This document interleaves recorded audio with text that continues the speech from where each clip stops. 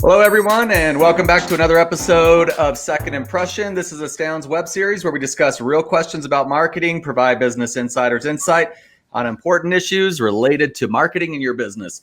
I'm Trevor Heaton here in the Man Cave studio, and I've got my colleagues Greg Bond and Erik Wolf with me. Gentlemen, Doctor.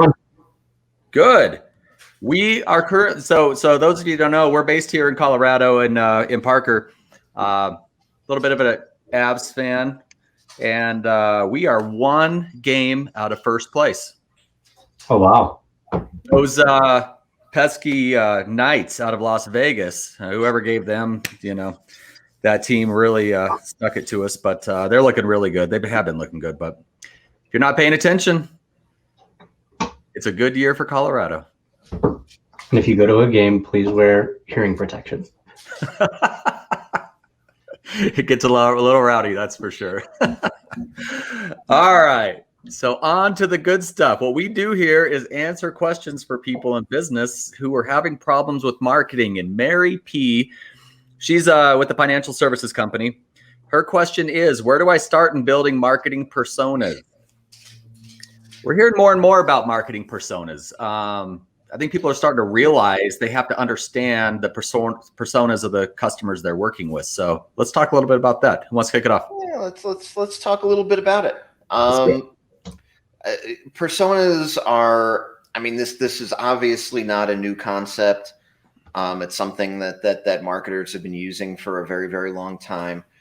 But for the uninitiated, what a persona is it's a fictitious person that you sort of create based on the qualities of people that you deal with in the marketplace, the qualities that are representative of a typical customer. And so in say a business like Astound, we're a marketing agency. We work with mid-market firms.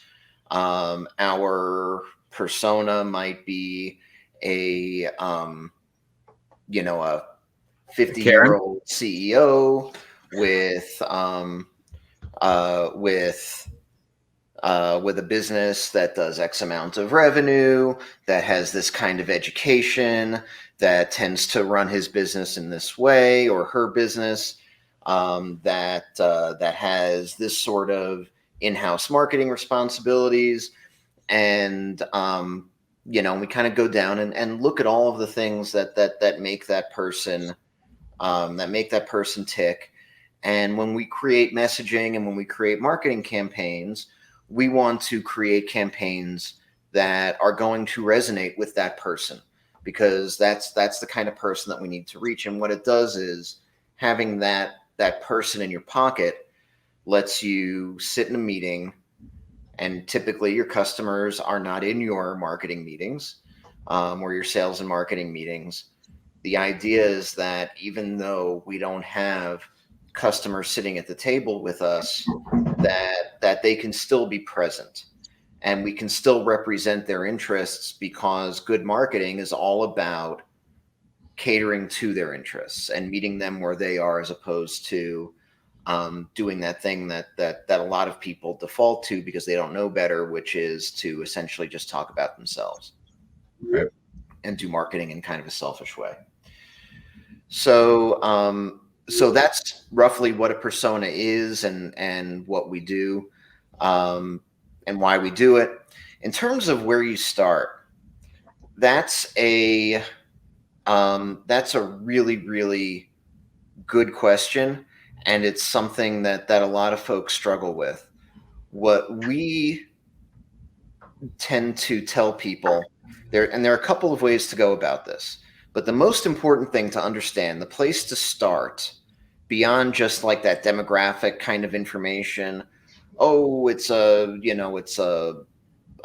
college educated woman, approximately this age, with, who lives in this type of home with this type of family.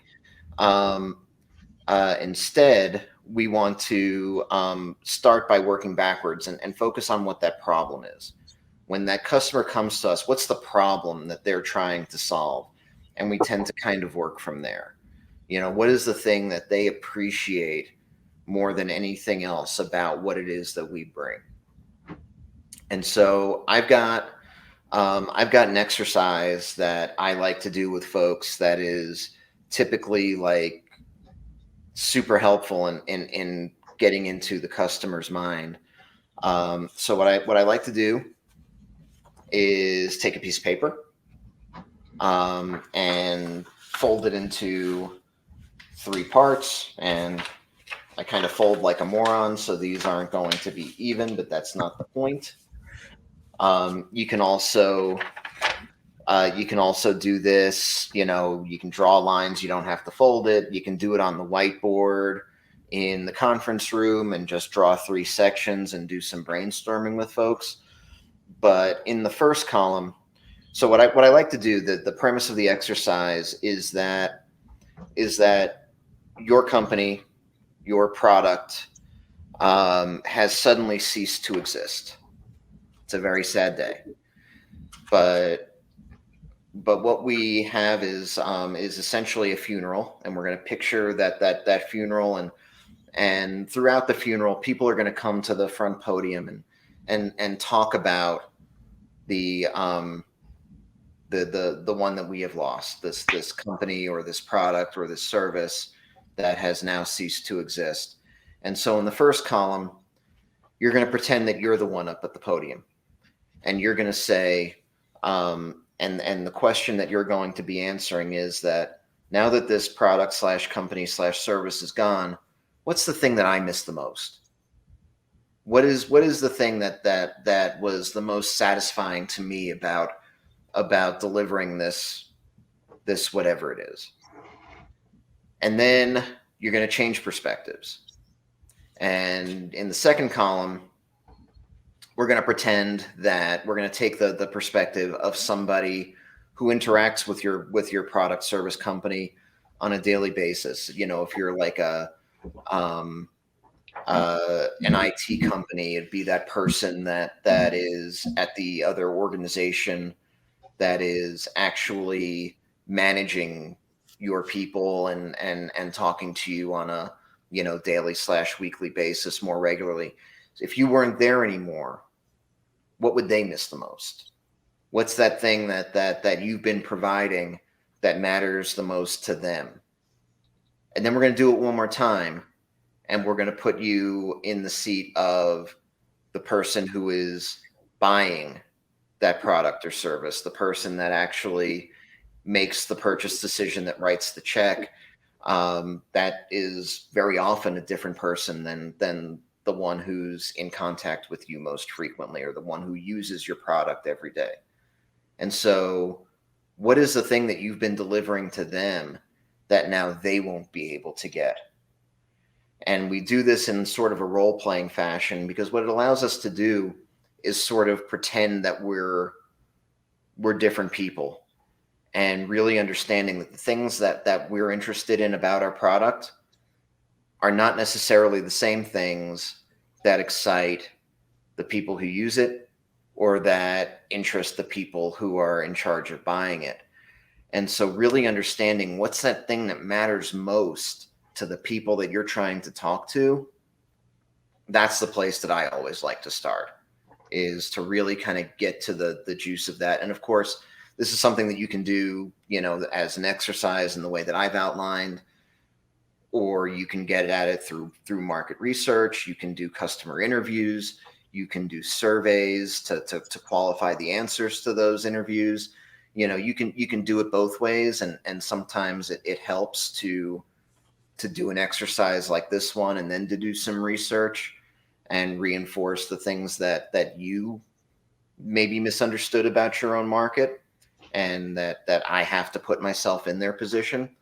So that's, in terms of a starting place, that's my favorite way to start. It's good stuff. And then, Greg, what do you, when you have these personas all figured out, what's the mission behind it? Where do you take it from there? It, beyond just putting yourself in somebody else's shoes temporarily and getting that perspective, it really helps from a collaboration standpoint. I think that's one of the most underappreciated areas of the persona development is when somebody comes in, they're new to the team or whatever it happens to be, you need additional resources because you're doing more, you're needing more, you're needing to expand your marketing, whatever happens to be going on, more emails, different email lists. It helps to have these people in mind because it's very easy to communicate than with those individuals that would be taking on these new tasks. All right, this is the person that we're going to be speaking to, and this is what their problems. This is how we solve it, and ultimately, this is the way we'd like to communicate with them. And then it gives them this ability to wrap their head around it, start to interpret those personas, those people, and put them in front of them when they're creating this content and doing those types of activities. I would say that's one of the most useful elements of the persona development is that it's a way of depersonalizing a lot of this stuff so that it's not about what you want and it's not about what you've been doing. It's more about here's another person. Now figure out the best way to approach them and have that discussion with them. Everybody has different communication styles. What we're trying to do is figure out how to have like a fairly homogenized voice for a brand, depending upon who it is they're speaking to and at what time. And by putting those people in the room, it helps to get there without complicated processes and say this, don't do this, and so on. And it helps us have conversations without, I think that a lot of these marketing meetings, and especially, unfortunately, a lot of times we're having these kinds of discussions because people believe that things may not be going well or as well as they should be. And I know that in a lot of internal sales and marketing meetings, as those conversations start, it's the people start looking around the room and trying to decide whose fault it is. And this is a way of being able to have these conversations without blaming anybody, without being unnecessarily critical, without making it personal with the people on your team, because we're not talking about how you screwed up and this didn't land and you better fix it or whatever. It's you know what? We collectively failed to connect with our customer with this campaign. What are the things that we can do to make it better? How can we adjust what we've been saying to make it more meaningful to them? Because unfortunately, marketers exist to influence purchase decisions. We're not puppet masters. We can't force people to do things that for whatever reason they don't want to do. And so how can we be more influential? And a really great way to get there faster is just simply by moving the conversation to them instead of just having the one that you've been having in your head. Are you sure? I think you should just add more content to the emails that you're sending. Yes, have an announcement. That's what you've been. Make sure you include all your product promotions below it. And we should join TikTok. Yeah, exactly.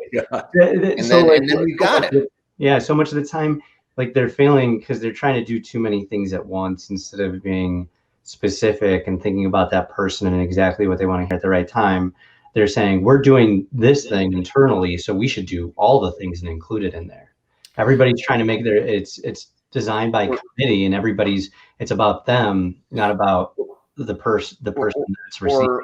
Or the sort of sibling to that issue being that perhaps I feel that I have been paying for marketing and I feel like, man, we increased our budget this year. We're doing all of this. And so in doing so, there comes sort of an entitlement factor for the results. Like, I am entitled to this many leads because I spent this much in AdWords, and maybe we're just not, we're just not doing that right. Or maybe we just need to add some Facebook, and then that's going to make it okay. We've got to get out of the tactical thinking. Nobody's entitled to success. Well, because if you're dating, then the answer is you should just text them more. Anytime you think about them, you should just send them a text, and the more you text, the better off everything's going to be.